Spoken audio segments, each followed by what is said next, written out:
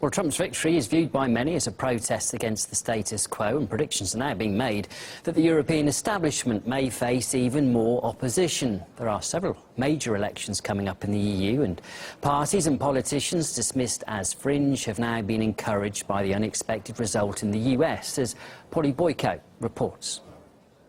When Britain went Brexit, the fuse was lit. Then Donald Trump's election proved Americans were fired up with the anti-establishment bug too.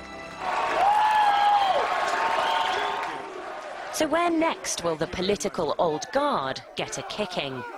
Brexit's cheerleader-in-chief, Nigel Farage, thinks he knows. Don't be surprised to see this political revolution elsewhere, perhaps in Europe next year. Here's how Europe's political calendar is shaping up for the year ahead. Elections for the presidency in France and the Czech Republic, German parliamentary elections, and another independence referendum in Catalonia. They're all potential hazards for Europe's political establishment, leaving it susceptible to yet more nasty surprises.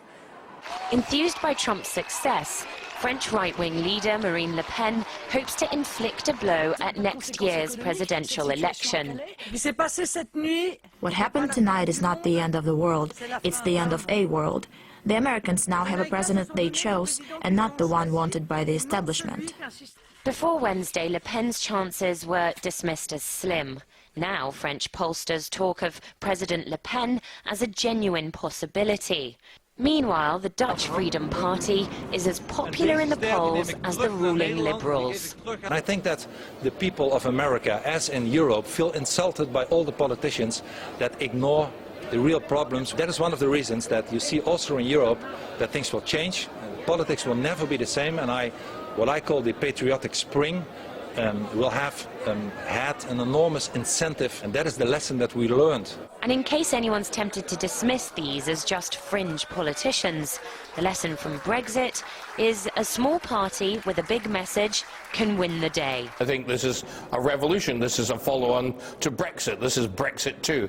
This is where the British told their ruling class, their political class, their journalistic class where to go, and now the Americans have done exactly the same with Donald Trump. In a few weeks, Austrian voters might do the same, potentially electing Europe's most right-wing head of state since 1945. Until now, few viewed the populists as a plausible threat, and Brexit had been blamed on elderly British voters having a moment of madness. Now that Trump's victory is sealed, the message to continental Europe is that change can come anytime. Polly Boiko, RT, London.